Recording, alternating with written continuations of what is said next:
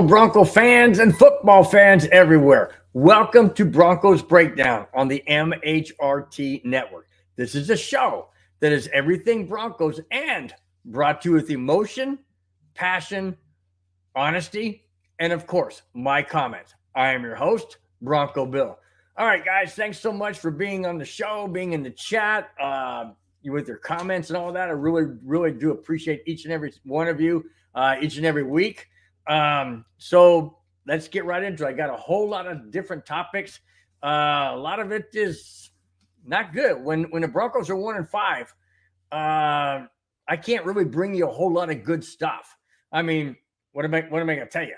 That we're not as bad as last year? Oh, yes, we are as bad as last year. In fact, we're worse. Last year, after 6 games, Nathaniel Hackett and the Broncos were 2-4. This year, under Sean Payton, who's supposed to fix Russell Wilson and everything else, we're 1-5. So what's the better team? Last year, under Hackett, when we all thought this guy's a joke, or is it Sean Payton? Let me get into some of this, okay? Because this is going down a very, very, very bad road. Very bad road. It's spiraling downhill fast. And there's one person on the Broncos organization that is not going to go anywhere anytime soon. No, it's not Russell Wilson. It may not be Patrick Surtain or Justin Simmons. The one person who's not going anywhere is Sean Payton. Sean Payton is not going anywhere. They did not hire Sean Payton and give up all that draft choices and all of that to just have him for 1 year. But wait a minute. Does that mean that Russell Wilson is a possible casualty? Well, if that's the case, we gave up a ton of stuff to get Russell Wilson. So even though Russell Wilson is on the hot seat, so to speak, because things are not getting any better on the offensive side of the ball. I mean, when you're only scoring 8 points against Kansas City, and the opportunities were there, just weren't, they just didn't manufacture. I don't know. That's on Sean Payton, in my opinion, and the offensive coordinator. Hold on, guys. Here we go. We're starting to show off with some very, very negative things coming out of Dove Valley. Here we go. Distaste for Payton. George Payton? Sean Payton. Here it is. Per inside information, the Broncos locker room is feeling that Sean Payton is losing his team. Multiple players have expressed distaste. Whoa. Distaste? Multiple players have expressed distaste for how Sean Payton operates the team and how and they have even called him a Vic 2.0. Oh my gosh. And that's in quotes. Vic 2.0. Holy smokes. We all know that when Vic Fangio ran that defense, he ran it with an iron fist, so to speak. And the players didn't like it. They didn't like that I don't know, putting your thumb down on it. I don't know any other expression. But yeah, they didn't like it. And apparently they're not liking Sean Payton's approach either. And this is all coming from inside people who want to remain anonymous, which I totally understand. They want to remain anonymous. And they are saying comments like this that are not good. Nobody's taking responsibility for saying this, but if they're calling if they're calling Sean Payton Vic 2.0, that's not good. That's not good at all, because the last thing you want is to lose your locker room. You lose your locker room, then what? The whole team just starts unraveling, just starts falling apart because you won't have a leader in your head coach. All right, I continue. On the same kind of topic, Garrett Bowles, who did come out and say, hey, I'll say it straight up. So here's what Garrett Bowles says. Sean Payton has basically put a lid on the internal strife. There it is. It's internal strife, and it's already starting, and we're only in week 6. You realize we have 2/3 of the season left, and there's already in-house strife. Maybe there was strife last year. We all know that there were players that were, that had Nathaniel Hackett's back. Russell Wilson was one of them that had Hackett's back. There were others for sure. There may be more. Apparently not so much with Sean Payton. So this is absolutely this is a tailspin heading directly to the ground. Let me continue. Sean Payton has basically put a lid on the internal strife going public, but a few small snippets have slipped with often the Broncos. After the Broncos lost 19-8 to the Chiefs. Garrett Bowles said, and I quote, "We came up short." No kidding. We came up short. The bottom line is that we've got to get better. We've, meaning the team. We've got to get better. I personally have got to get better. Our players have to get better. And here it comes. And our coaches have to be better. End quote. Wow. Garrett Bowles is calling out the coaches. He didn't name them by name, but I don't think he has to. He's calling out the coaches, saying everybody on this team has to. I have to do better. The offense has to do better. The players have to do better, whatever. And then he says, and the coaches have to be better. Okay? He's totally correct. Absolutely 100% totally correct. The problem with that is he's calling out his coaches already. And he's on the offense, so he's probably calling out the offensive coordinator and Sean Payton because Sean Payton's calling the plays. And if Garrett Bowles feels like he's not being coached or put in the right position to do what he needs to do for the Broncos to be successful, he's he's shooting right across the bow of Sean Payton's boat or ship. And as he said, we got to ride the ship. We got to right the ship. Well, Garrett Bowles just shot a bullet right across the bow of Sean Payton's ship. What's going to happen next? I don't know. Garrett Bowles is slated to possibly be possibly be traded. But this doesn't help him all that much, does it? They're throwing barbs at the coaches. I mean, it's one thing to say, hey, us guys, we as players, we got to be better. I got to be better, and then call out some of your players that you think need to be better. Nope. Call out the coaches. That's a smart move. Well, you know what? It's frustration, guys. It's totally frustration. It's total frustration. These guys are frustrated. They don't like losing. Garrett Bowles said, and I mentioned it in a couple of shows previous, Garrett Bowles said that he's been on the Broncos, I think he said 7 years, 6 years, something like that, 6-7 years. And he's never had a winning season. He's always been on a losing team. And he's tired of it. And he's frustrated. And he wants the Broncos to win. Does Garrett Bowles want out of Denver? I don't know. I have no idea of knowing that. None whatsoever. He hasn't expressed it. Not that I know of. But he wants to win. Now, if you're on a team that's constantly losing, wouldn't you want to go to some other team and win? Like the 49ers, the Dolphins, the Eagles? I mean, I'm just naming teams. Wouldn't you want to go? Maybe, maybe not. I mean, if he loves Denver and he loves the city and he loves the ownership and whatnot, I mean, maybe he doesn't want to go anywhere. I mean, I'll get into somebody later on in the Broncos who wants to spend his entire career in Denver, and he may be on the trade block, and he doesn't want to be. So I'm not saying that Garrett Bowles wants out of Denver, but he just wants to win, whatever that means. Whatever that means. And he's not saying he wants to trade, but he's not saying he doesn't. At least that's what I'm not hearing. I'm not hearing that at all. All right. Speaking of somebody in the organization who may not be here at the end of once the season's over, is none other than Russell Wilson. Wilson's future in Denver? ? According to Broncos insiders, Russell Wilson's future in Denver could be over after the 2023 season. If the Broncos decide to move on, Wilson has another $37 million that becomes fully guaranteed on the 5th day of 2024's league year beginning. Wow.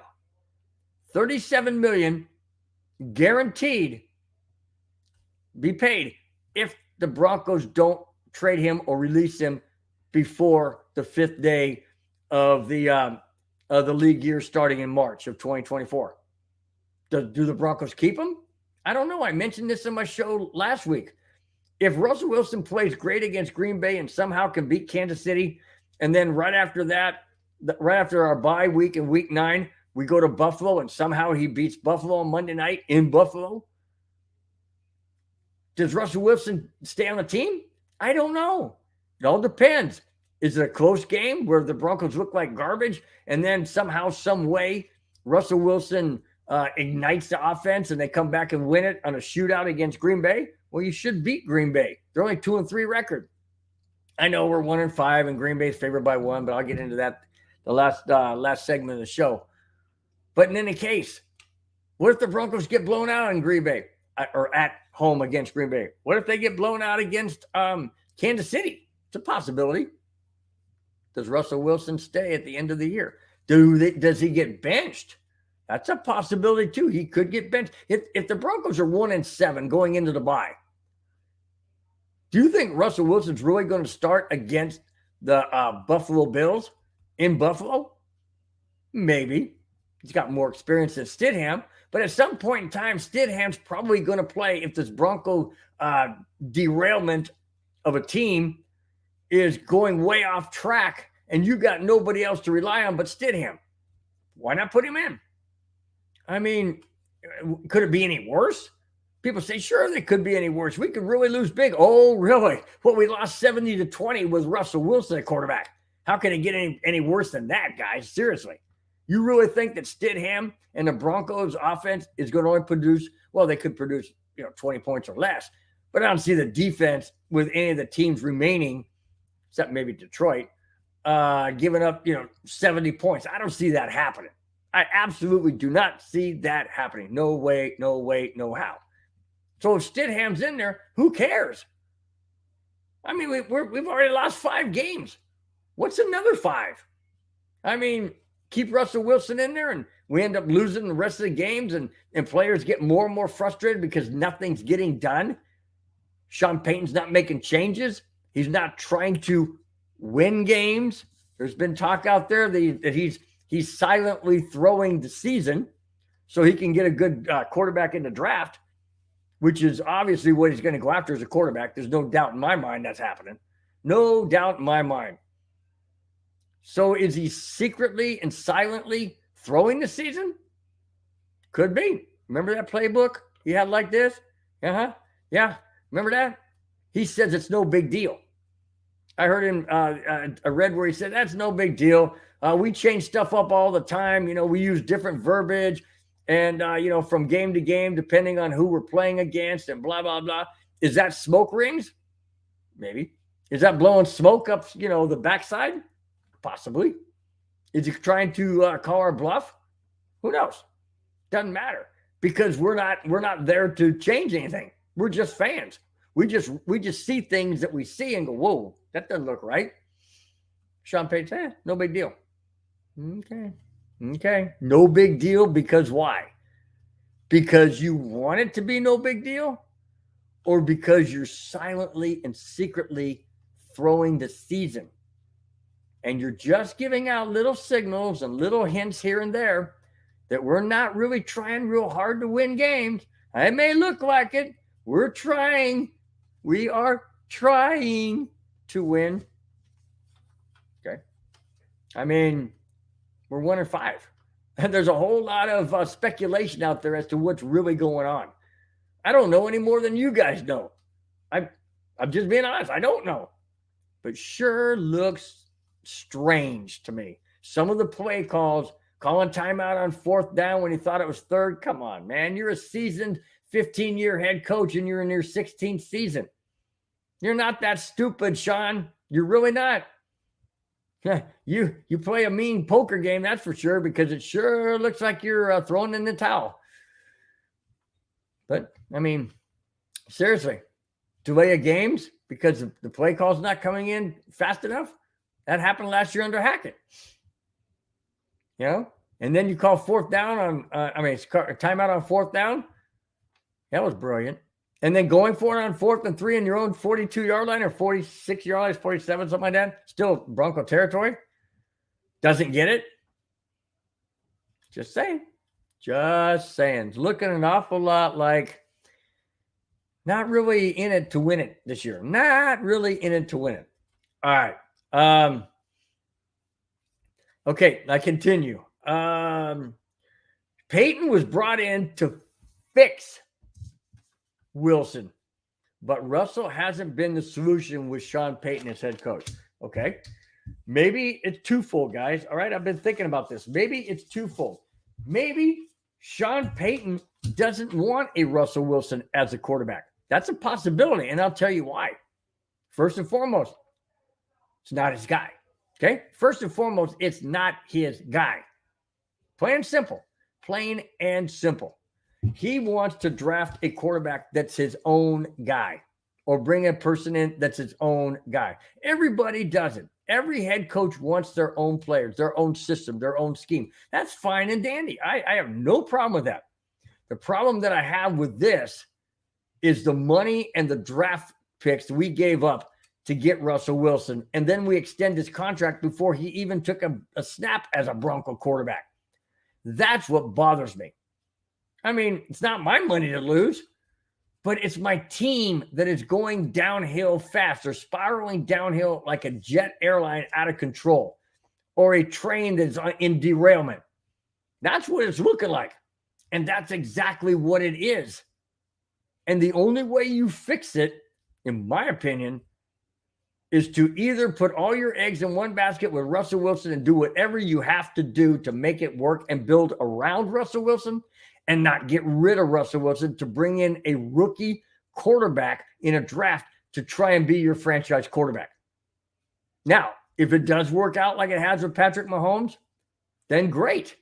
Doesn't always work that way. Doesn't always work that way. Patrick Mahomes is one of a kind. Tom Brady was one of a kind. Peyton Manning the same way. John Elway the same way. One of a kind.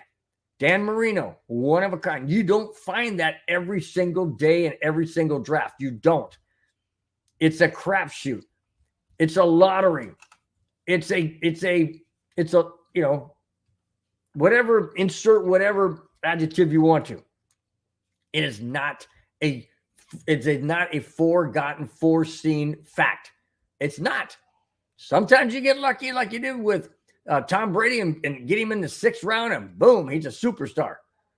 Or you draft a Patrick Mahomes who's good and then he just becomes even better. Sometimes it works. Most of the time it doesn't. Look at the draft picks the Broncos have had at quarterback. It hasn't worked. Is it because they're bad quarterbacks? Yes, sometimes it is. A lot of times it has to do with the head coach and the system and the scheme they want to work doesn't fit. That is the problem. So do the Broncos stick with Russell Wilson? Like I said, we'll find out. But I do know one thing is for sure. Sean Payton isn't sold on Russell Wilson because it's not his guy. Period. All right. Patrick Surtain, like I mentioned earlier, there's a guy on the Broncos, Garrett Bowles. I mean, like I said, I don't know if he's going to go anywhere else. I don't know if he wants to go to another team because he's tired of losing in Denver. I don't know. But there's one player that I do know that doesn't want to be traded, wants to finish his entire career in Denver. And here it is. Patrick Surtain's name has come up regarding a trade. However, Surtain said on DNVR, and I quote, "I want to remain in Denver for the duration of my NFL career. I plan on being here my whole career. That's how I want it to end up. I love this organization. I love this city." End quote. There you go, guys. Patrick Surtain has already put it out there. I don't want to be traded. Don't trade me. I'll be pissed. Don't trade me. I don't want to go anywhere. I want to stay here. Now, his dad mentioned that his son, Patrick Surtain II, he's wasting away his career in Denver because the Broncos are losing. But yet his own son, Patrick Surtain II, says, I don't want to go anywhere. Basically saying, be quiet, Dad. I know where I want to be. I know what organization I want to play for. And I know what city I love. I want to stay in Denver, is what PS2 is saying.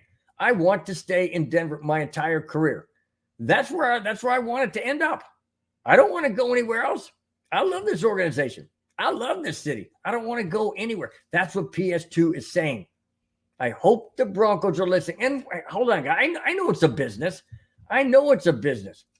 But there's just something to be said about loyalty.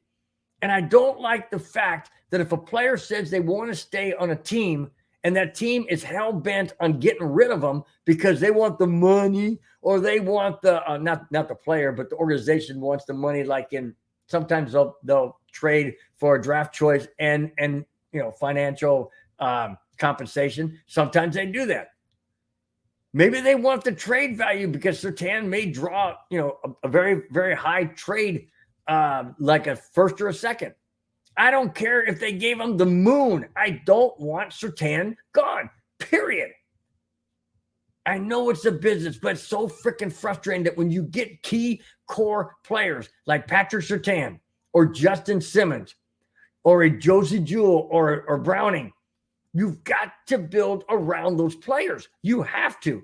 And yes, I'm naming defensive players because I'm talking about a defensive player. That's why I'm talking about the defensive side. Sure, we got cornerstone players on the offense in Jerry Jeudy. And I know people out there, some of you guys don't like Jerry Jeudy. Well, that's well and good. That's your thought. That's your feeling. That's your opinion. I don't want Jeudy gone. Why? Because he's a Denver Bronco wide receiver and he wears orange and blue. Period. He's a Broncos player. He's a good receiver. Same with Cortland Sutton. I don't want him gone either. Not at all. Just like when the Broncos got rid of Shannon Sharp. And Shannon Sharp went to Baltimore. I was pissed off. I was so ticked off. He had just won a Super Bowl with the Broncos and gave his Super Bowl ring to his brother Sterling, who couldn't play in the game against the Packers in Super Bowl 32 that Denver won 24-17 or 31-24. I'm sorry, 31-24. He gave it to his brother Sterling, and Sterling said, bro, you earn this. You keep it. He goes, no, man, I'll get another one. I'll get another one. Wow. Talk about, foreknowledge. Holy smokes. He didn't win one more. He won two more. Why? Because he won the very next year with Denver, Super Bowl 33. Then Denver gets rid of him. He goes to Baltimore and gets a Super Bowl in Baltimore. He's got three. Well, he gave one away, but he's got two rings out of the three that he's won. And I didn't like that move when he went to Baltimore. Why? Because he's a Denver freaking Bronco. He wears orange and blue, not purple. Doesn't wear purple. He wears orange and blue. That's why he went in the Hall of Fame as a Denver Bronco. And the Broncos brought him back so he could sign that one-day contract so he could go in as a Denver Bronco. My point being is this. I don't want Jerry Jeudy gone. What if Jerry Jeudy goes to another team and lights it up? Oh, like Gregory did in 49ers where he had a really good game last week. Yeah, that was smart. That was smart, getting rid of Gregory. Why? Because it's a different scheme they're running. It fits what Gregory's doing. And if Sean Payton and George Payton say, yeah, we got to get rid of Jerry Jeudy because the scheme we're trying to run doesn't fit him, or he doesn't fit the scheme, or whatever, or Cortland Sutton, or whomever it will be. That bothers me. Change the freaking system. Adapt to what these players are doing and how they perform. Why do they have to go into your mold? You're the head coach. You need to teach these players how to be better. Plain and simple. That's called coaching. You take a player who doesn't quite understand what you're trying to do and you mold him into what you do. You just don't get rid of him. Oh, well, we'll just get somebody else. I mean, why stick with somebody that ain't working? Well, guess what? You're not working because you're trying to mold somebody into your system instead of adapting to what their best attributes are. You're trying to put them into your mold instead of you trying to adapt to what their strengths are. That's the problem that I have. I don't want a Jerry Jeudy gone. I don't want a Patrick Surtain gone. Not at all. And if Patrick Surtain wants to stay in Denver, Colorado on the Denver Broncos, why not accommodate him? He's the best corner in the entire NFL. So Broncos, are you trying to tell me, Sean Payton and George Payton, are you trying to tell me that if you trade Patrick Surtain the second, you're not going to have a problem with that? Oh, well, what if you get a first-round draft choice? Oh, is that worth it? Then what? Then you have a rookie quarterback, and because you don't have Russell Wilson anymore, because apparently he might be gone at the end of 2023. So now you got a rookie quarterback. You got Stidham as the interim quarterback that will be there, and maybe somebody else if they go in another trade. So what does that benefit you? Patrick Surtain goes to another team, lights it up, becomes all-pro, and you just got rid of that because you were greedy and won a first round or second round draft pick. Stupid. Absolutely stupid to get rid of the best corner in the entire NFL. I'm dumbfounded, guys. I'm dumbfounded. I'm not saying Patrick Surtain's gone. He's not gone. I'm saying the what if. Listen to what I'm saying, guys. I'm saying the what if. You need cornerstones. You need the best corner in the entire league to be on the Denver Broncos and keep Patrick Surtain the second. Justin Simmons, in my opinion, the best safety in the league. You don't get rid of him either. Plain and simple. Those two cornerstones you don't get rid of. Why? Because Patrick Surtain's a shutdown corner, and all Justin Simmons has to worry about is the corner on the opposite side of Surtain. Period. That's all he's got to worry about. Plain and simple. Yes, there are plays where Surtain's gotten burned and Justin Simmons gotten burned. That's going to happen from time to time, but it's not a norm. It's not the norm. You keep players that are the best players on your team, period. Absolutely do not trade either one of them. And if the Broncos trade Patrick Surtain and or Justin Simmons or both, I'm going to be one very ticked off guy the following show that I do, because that is going to be, I'm going to be spitting nails, guys. If we throw in the towel that drastically and get rid of Surtain and Justin Simmons, I am going to be one very, very pissed off guy. And you're going to see it on that show if and when that happens. And I'm hoping to heck it doesn't happen. All right. Speaking of moves, could this be something in the works? Could Rex Ryan take over for Vance Joseph? Why would that come up now? Rex Ryan had the opportunity. He interviewed and had the opportunity to be the Broncos defensive coordinator, but apparently he turned it down because he said for some other reason it was something wasn't met. I don't know the circumstances behind it, but it was turned down. I don't know if it's turned down by him or if it was on the Broncos side. I'm not sure. But in any case, Rex Ryan wasn't chosen as a defensive corner. That went to Vance Joseph. So, question is, could Rex Ryan take over for Vance Joseph? All right, let me get into that. According to Pat McAfee from ESPN, McAfee says, and I quote, "There are rumors that Rex will soon take over as defensive coordinator for the Denver Broncos," end quote. Wow. Where's that coming from? I mean, I wouldn't mind at this point. I wouldn't mind one bit. Again, how can it be any worse? When you give up 70 points to a Miami Dolphins team or any team for that matter, you're not long to be the defensive coordinator, that's for sure. I continue. Pat said this is stuff he's hearing from around the league, not from ESPN. So he's hearing it from around the league. What does that mean? Who's he hearing it from? And not only if he's around the league, but word travels fast. Word travels fast amongst people, amongst hot item topics, especially amongst a train derailment like the Broncos. I mean, they're going to be talking like crazy. If Rex Ryan comes to Denver as a defensive coordinator, I don't have a problem with that.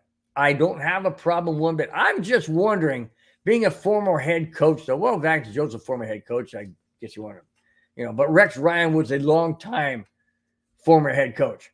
And I'm just kind of wondering how he would get along with Sean Payton. It's going to be a little struggle there. But in any case, I have no problem with Rex Ryan coming over. Absolutely none. I mean, like I said, what could be worse? Lose 2 more games, 3 more games, 4 more games, 6, 10 more games. I mean, who knows? Doesn't matter. I mean, we're losing those games anyways with Vance Joseph. And yes, the defense was better against the Chiefs last week. I get that, but we still lost. And that was an offensive problem, not a defensive problem.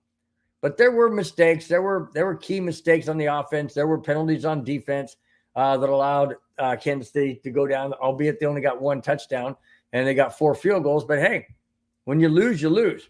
And if you only can score 8, and then you got a fumble at the end of the game or, a penalty here and there, I mean, you still lose. So I don't know. Is Rex Ryan going to come to Denver? That would be interesting, man. That would be freaking interesting.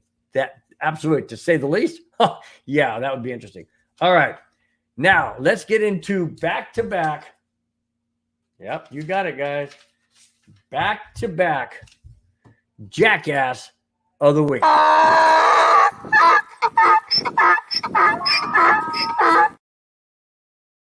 right. Let's start out with the lesser of the two. The only reason why I say lesser of the two is because the second one is a little bit more aggressive, I should say. A little bit more, in my opinion, a little bit worse. All right, here we go. Once again, Antonio Brown is back as the jackass of the week. Brown was reportedly taken into custody outside his home in Dana Beach after he entered a taxi. I thought he had money. After all, why was he arrested? I'll tell you why. He was arrested because he allegedly owes his ex $31,000 in unpaid child support. There you go. Well, that's why I got in a taxi. Because ain't got no money, I guess. Ain't got no money to have a limo take him. Drive his own Bentley or whatever it is. He's in a freaking taxi? Really? Guess he doesn't have any money. He owes her $31,000 apparently. He was arrested for unpaid child support. They don't mess around when you owe a child money and you were responsible for that child to bring that child into the world. Help bring that, I wouldn't say create, God creates them, but, to produce a child and bring that child into the world, you are responsible as a human being. And when you don't live up to that responsibility, guess what? They come tapping at your door and go, hello, you owe $31,000 to your ex. Well, I ain't got no money. I don't have no, yeah, you do, Antonio, you got money. You just don't want to pay it. He was arrested before when he owed like $36,000 to her. And then he paid that before he was arrested. I mean, it's just, I don't get these guys. I don't understand these guys. They're not above the law. How many times I got to keep bringing the Antonio Brown up and down in the jackass of the week? I don't make it up. It's out there. Go look for it. It's out there. I'm not making it up. He's the one that keeps doing the stupid moves. I just have to bring it to my show because he's that stupid. The jackass of the week.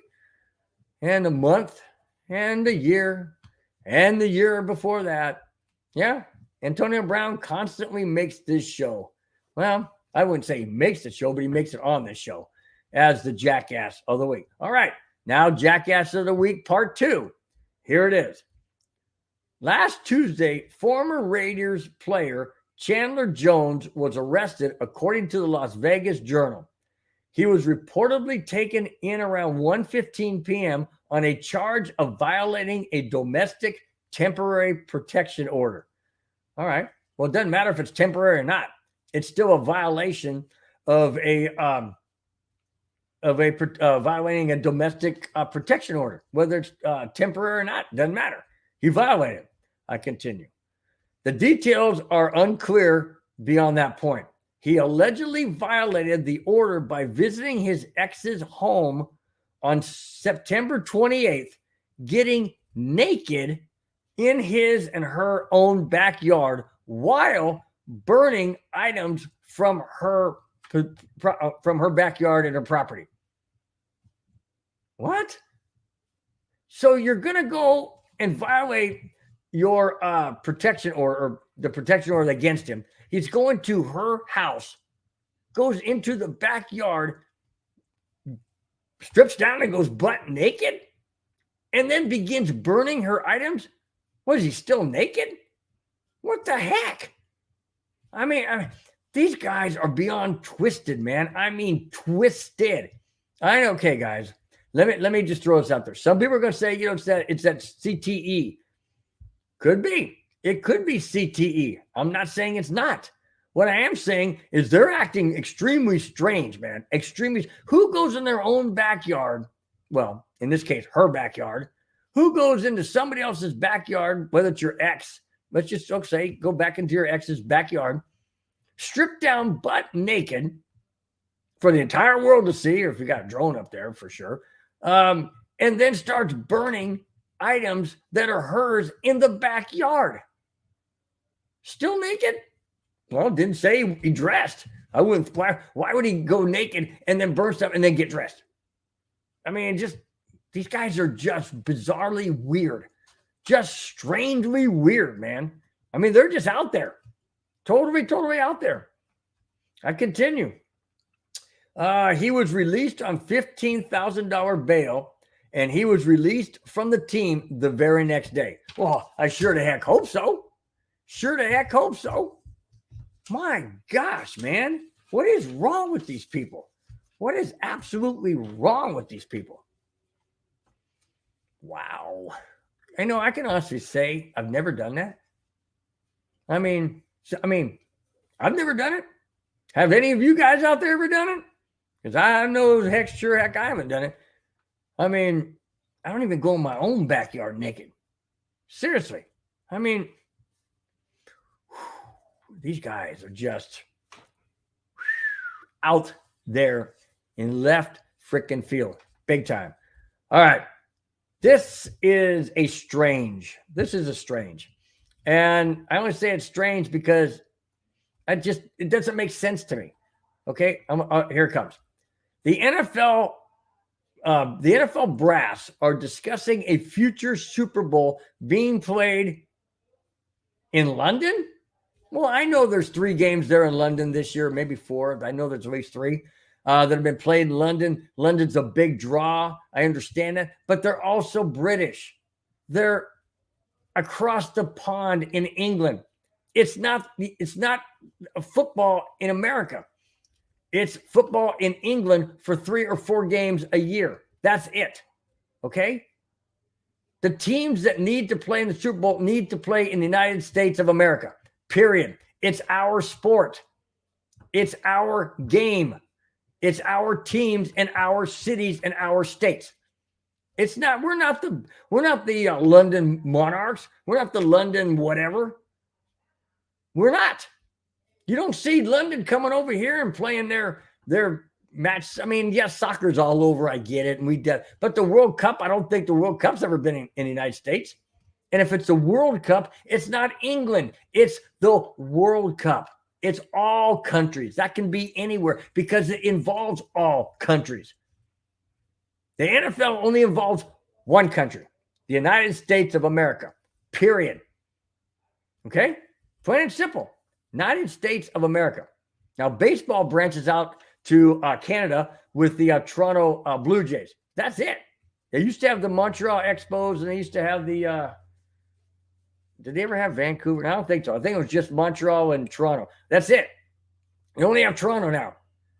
So when they do a World Series, yes, they can have a World Series in Toronto if Toronto's in it. But if Toronto's not in, they ain't having a World Series there. Period. It doesn't go outside the country of what the origin is. The NFL should not be going to London for a freaking Super Bowl. That's the granddaddy of all of the NFL awards. It's the Super freaking Bowl. It is what you play for. That Lombardi trophy, the ring, the fame, the glory, to say that you are the best in the world at that particular year. Look behind me, guys. Super Bowl 50 right there was played in Santa Clara. Why? Because it's in America. That game wasn't played in London. Thank goodness. It was played in Santa Clara with our own fans in attendance. Plain and simple. I personally don't want it going to London. People say, oh, it'd be great for the sport. Look at all the stuff that's going. Yeah, it'd be great for England. They're the one that's benefiting from it. They would get all the revenue, all the money, because it's in their stadium. The NFL will get a cut. Don't kid yourself. Of course, they'll get a big chunk of it. I'm talking about the concessions. That would go to London or England. London.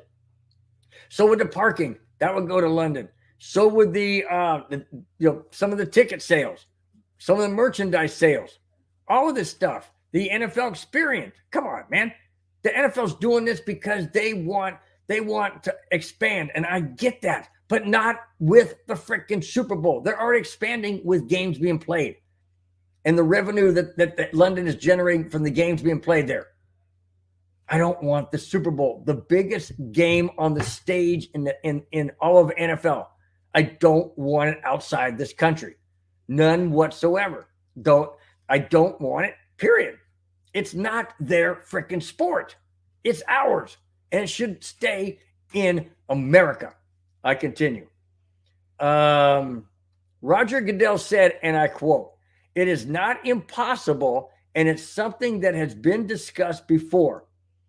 The next 3 Super Bowls have already been scheduled as follows." And I quote, Las Vegas this February 24th, this February 2024, New Orleans February 2025, and Santa Clara, back here at the same spot where Denver was, Santa Clara February in 2026. Goodell goes on to say, and I quote, "I think it's not out of the question, but as of right now, things will stay the same with cities that have franchises to host the Super Bowl," end quote. That's the way it should be.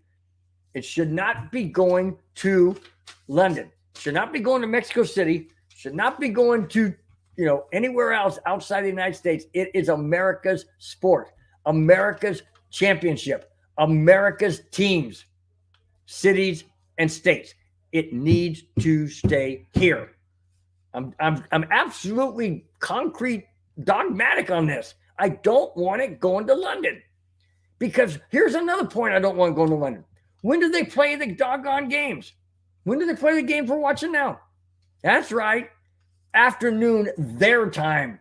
They're 8 hours ahead of the Pacific time zone. That means that the game kicks off at 1 p.m.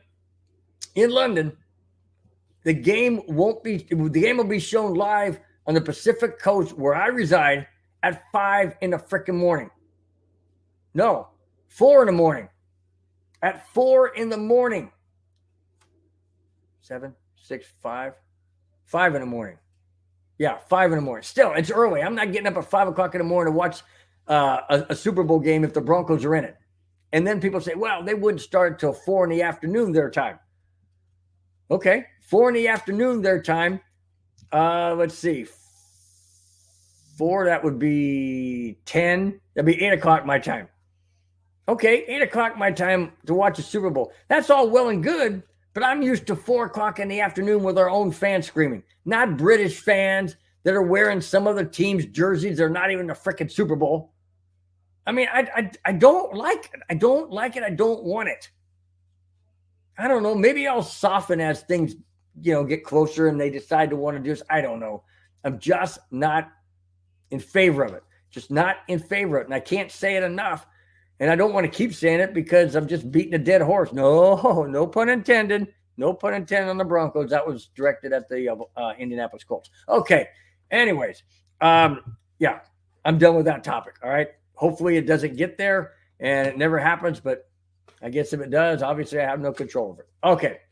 Last topic, guys. Here we go. Thanks so much for being in the chat. Thanks so much for watching. Really great. We appreciate it.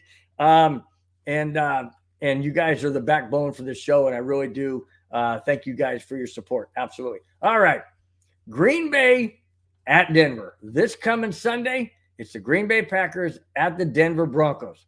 Here it is. The Packers come into Denver this Sunday as a 1-point favorite with a 2-3 record, while Denver sits at 1-5. All right. Does Green Bay deserve to be favored by 1? Why not? They have a better record. Yeah, albeit just by 1 game, but hey, they got a better record.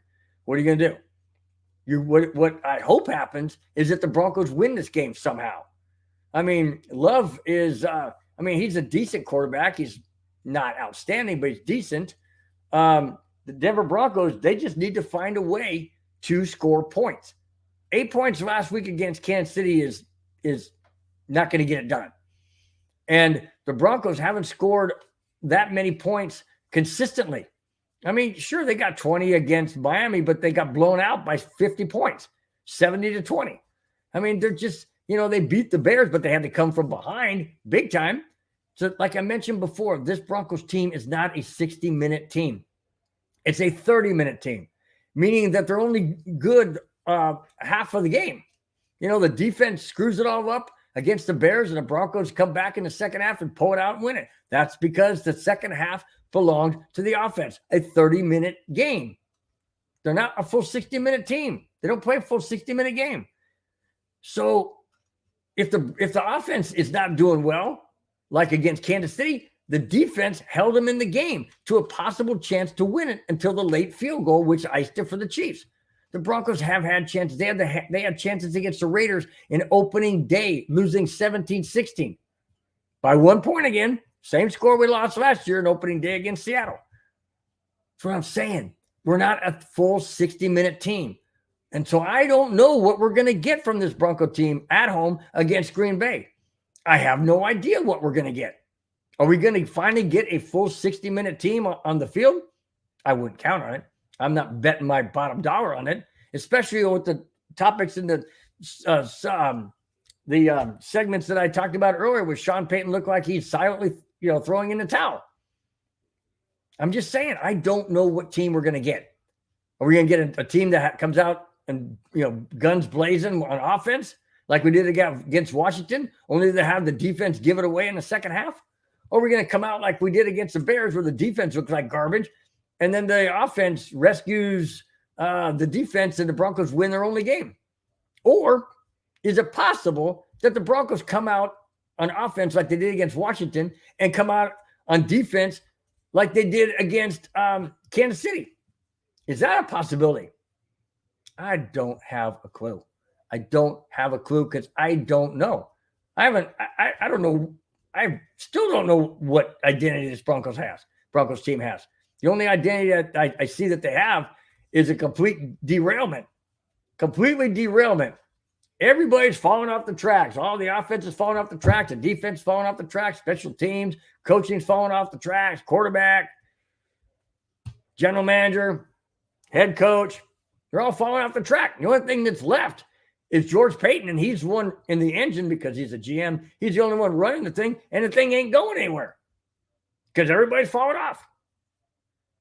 That's how I see it, guys. I don't know what team we're going to see. But I will tell you this. This is what I have a feeling at. All right. Denver is 0 for Colorado at home this season. The only win was in Chicago. Like I said, the only win is in Chicago. Final score, I have it this way. I have the final score being 17-14. Broncos beat the Packers. That's what I have. Hopefully I'm correct. And I don't want to see another loss. I dang sure don't want to see a loss against the Packers. I can't stand the Packers. They're in the same division as my NFC favorite team, the Vikings. I don't want the Packers to win anything. I've never liked them. Never, ever liked them when they had Bart Starr. Well, they did have Bart Starr, but I was too young to really care. I didn't like it when they had Brett Favre, especially when you can't even pronounce your name the way it's spelled. Favre is Favre, not Favre. Say it correctly, Brett. My gosh. Anybody can't pronounce their last name correctly, it's got issues. It's Brett Favre. Anyways, and I dang sure didn't like Aaron Rodgers. Still don't like him. So I can't stand the Packers. We better beat the Packers at home, just like we did in Super Bowl 32. So I can't stand them.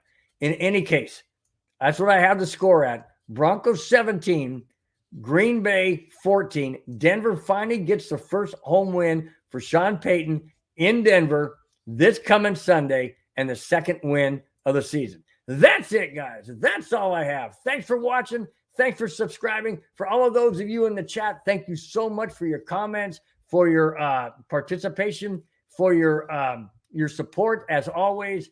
Greatly, greatly appreciate it, guys. Thanks again. You guys are the backbone of the show. You know it, and I greatly, greatly appreciate it. All right, guys, you know that we got shows up and down the week, Monday through Friday, and game day on Sunday, Thursday, or Monday, depending on when Denver's playing. And then until Sunday, this coming Sunday, we got the Bronco neighborhood. It's going to be myself, Madungus Creevy. We're going to be doing the show live. It's going to be the Bronco neighborhood with the Packers and the Denver Broncos, hopefully a Bronco win. All the other shows, guys, you know what they are, Monday through Friday. Check out whichever one you want. Check out all of them. Hopefully you enjoy all of them for different reasons. Greatly, greatly appreciate it. Okay, guys, till Sunday, have a wonderful, wonderful rest of your Friday and the rest of your weekend. We will see you on Sunday for the Broncos, hopefully getting a win over the Green Bay Packers. Take care, guys. We'll talk to you then. Bye-bye. Even when you feel low, you can still go. Even when you feel slow, you can still go. Even when there's no hope, you can still go. I never answer to no, man, I still go. Go, go.